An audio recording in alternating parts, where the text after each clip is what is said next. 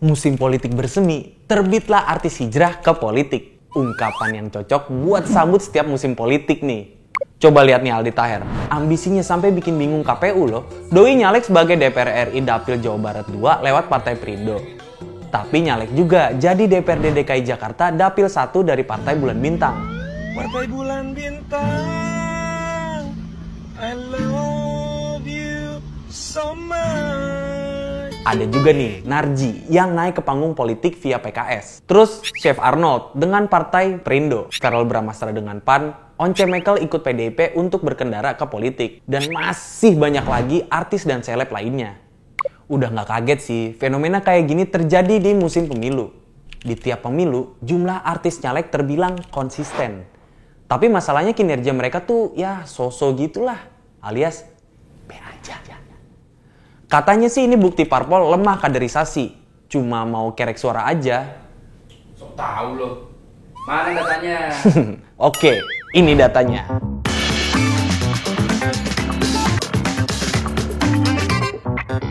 Mari kita lihat tren jumlah seleb nyalek dari pemilu ke pemilu. Dikutip dari beberapa sumber, jumlah caleg artis cenderung konsisten dalam 4 pemilu terakhir. Berada di kisaran 60 hingga 70 orang. Tapi pada tahun 2019 sedikit berbeda, jumlahnya naik drastis hingga 91 orang. Meski berbondong-bondong nyalek, nyatanya cuma beberapa seleb aja yang berhasil duduk di Gedung Senayan. Pada pemilu 2009, dari 61 caleg artis, hanya 19 yang berhasil jadi anggota legislatif. Atau sekitar 31% lah yang lolos. Pemilu 2014 terhitung 22 caleg seleb yang berhasil, atau sekitar 22% dari caleg seleb keseluruhan. Dan pemilu 2019 hanya 14 seleb yang berhasil jadi anggota. Nah, pada pemilu 2024 ini kemungkinan caleg artis lolos ke Senayan kecil. Setidaknya itu kata Farido ya.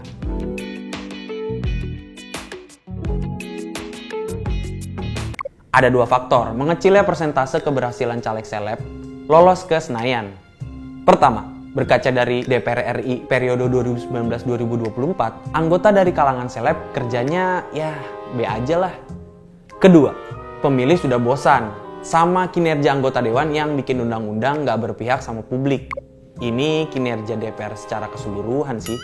Tapi walaupun caleg seleb kerjanya udah dicap B aja, masih banyak partai politik yang nyalonin artis jadi anggota legislatif di pemilu 2024. Dikutip dari Databox, di pemilu 2024, PAN jadi parpol paling banyak ngerekrut caleg artis. Jumlahnya 17 orang, termasuk Mas Verrel. Terbanyak kedua ada di Red Bull atau PDIP.